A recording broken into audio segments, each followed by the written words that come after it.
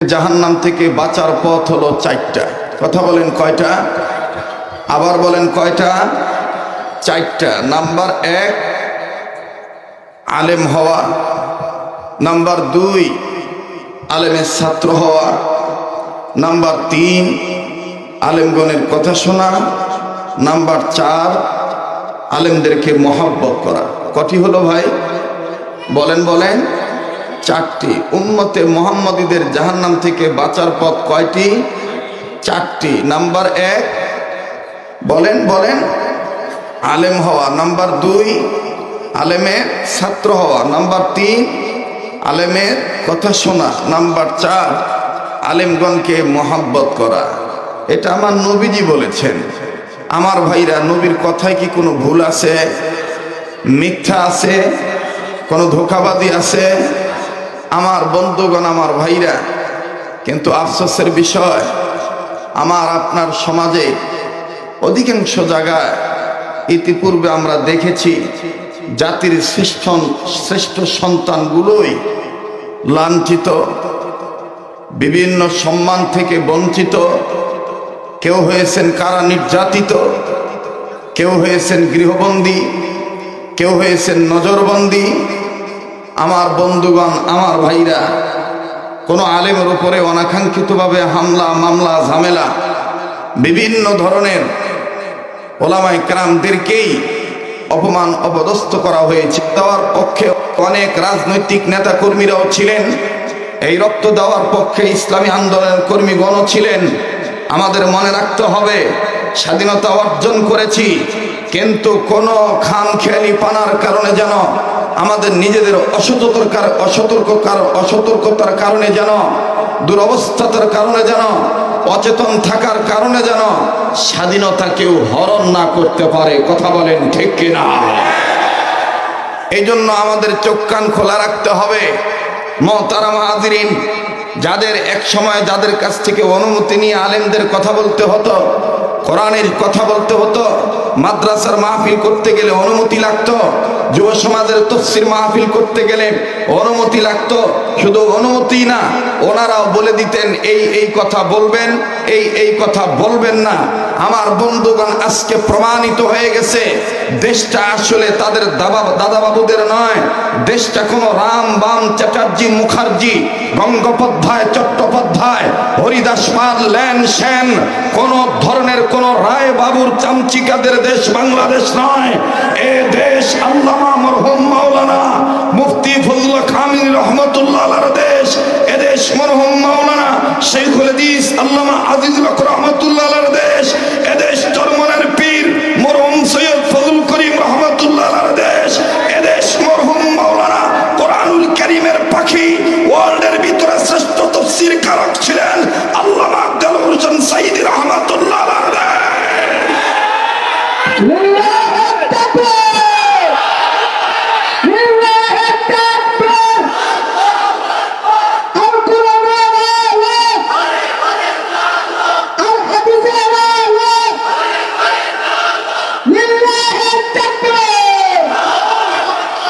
মুহতারাম হাজিরিন, রাজনৈতিক দল যার যার ব্যক্তিগত ব্যাপার হতে পারে, কিন্তু মনে রাখতে হবে শাহজালালের পুণ্যভূমিতে, আমার বন্ধুগণ শাহ আলী বাগদাদী রহমাতুল্লাহ আলাইহির পুণ্যভূমিতে, আমার বন্ধুগণ কেরামত আলী জনপুরীর পুণ্যভূমিতে, আমার ভাইরা ফুরফুরার আবু বকর সিদ্দিক আল কুরাইশি রহমাতুল্লাহ আলাইহির পুণ্যভূমিতে, শর্ষিনার নেসার আহমদ রহমাতুল্লাহ আলাইহির এই জমিনে, শামসুল হক ফরিদপুরি রহমাতুল্লাহ আলাইহির এই জমিনে, এক কথায় কালেমাওয়ালা মুসলমানদের জমিনে, যে দেশ মুসলমানদের দেশ, যে দেশ মসজিদ ওয়ালাদের দেশ, যে দেশ মাদ্রাসা ওয়ালাদের দেশ, এই দেশে ইসলাম ছিল, ইসলাম আছে, ইসলাম থাকবে।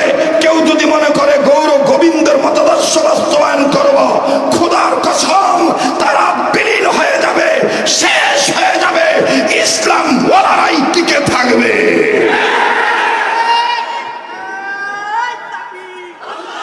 আমাকে কথা বলতে দেন মুহতারাম হাজিরিন। আবার বলেন, উম্মতে মুহাম্মদীদের জাহান্নাম থেকে বাঁচার পথ কয়টা? বলেন কয়টা? চারটি। নাম্বার 1 আলেম হওয়া, নাম্বার 1 আলেম হওয়া নাম্বার 2, আলেমের ছাত্র হওয়া নাম্বার 3, আলেমের কথা শোনা নাম্বার 4, আলেমদেরকে মহব্বত করা। এই 4টি কথার দ্বারা কি বোঝা যায়? আলেমদের দাম আছে না নাই? বলেন আছে না নাই? পৃথিবীর জমিনের উপরে আসমানের নিচে সবচাইতে সম্মানিত ব্যক্তি তারা, আল্লাহকে সকল ক্ষেত্রে ভয় করে যারা, আর সবচাইতে বেশি ভয় করে ওলামায়ে কেরাম যিনারা। কথা বলেন ঠিক কিনা? এই কথাগুলি কি আমার না রব্বে কাবার? বলেন কার? ইন্নামা ইয়াখশাল্লাহ মিন ইবাদিহিল উলামা।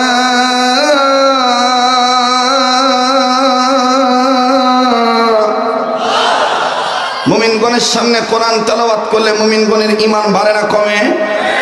এ কথা কোরআনে আছে না নাই?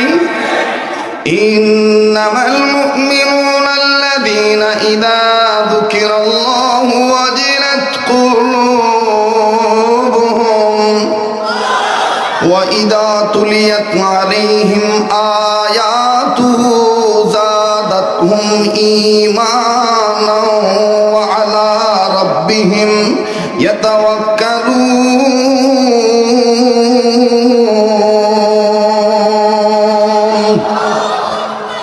আল্লাহ বলেন, ওগো নবী, মুমিনগণের সামনে যখন কোরআন তেলাওয়াত করা হয়, মুমিনগণের দিল আমি আল্লাহর ভয়ে নড়ে ওঠে, তাদের কাছে থাকা ঈমান বেড়ে যায়।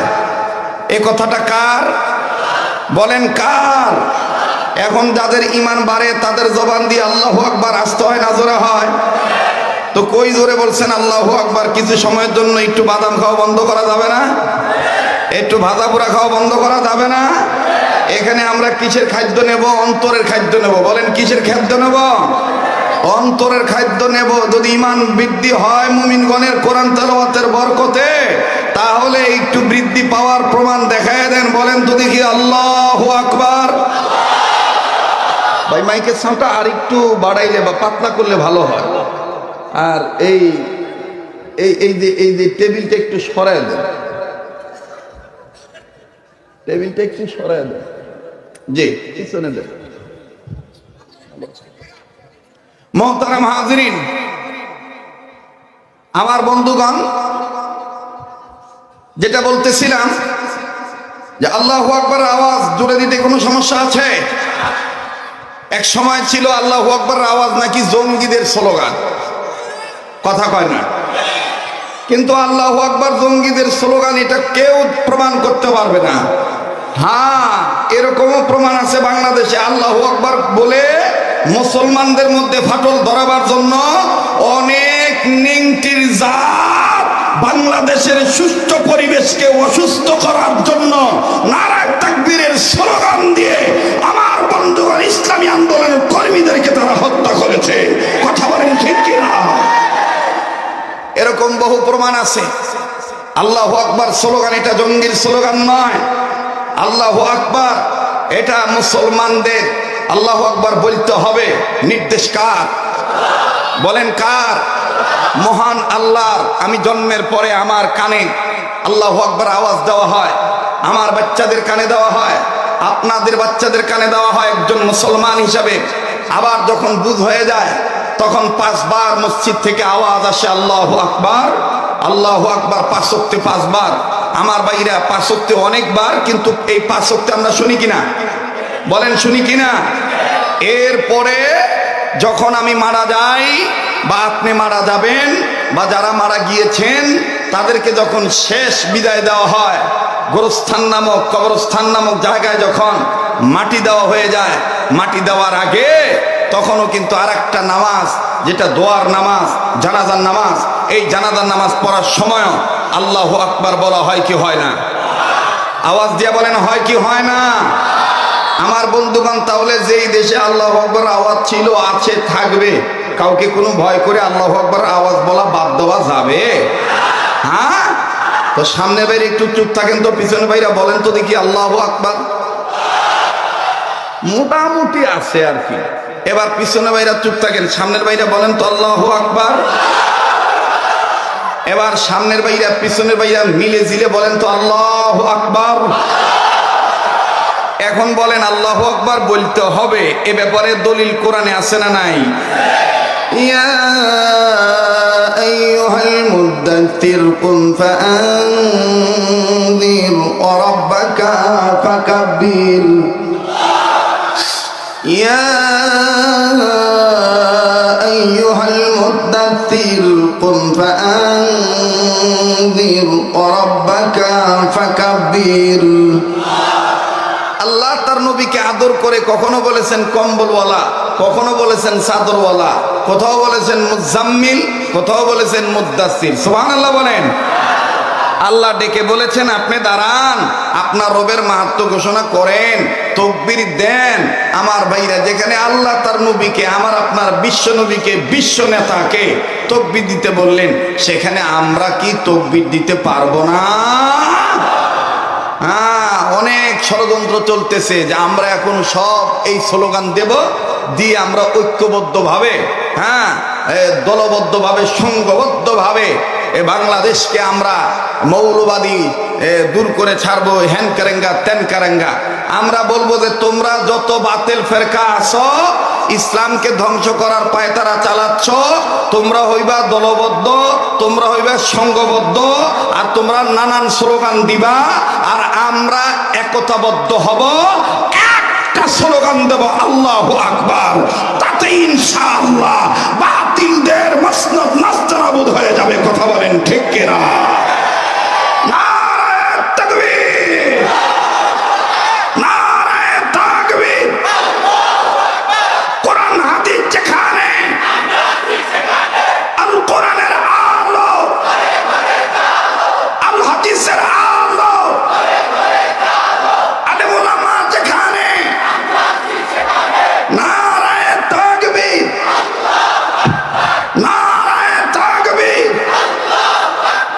এখন একটু পরিবেশ হয়েছে না কথা বলার? কথা কয় না? পরিবেশ হয়েছে না?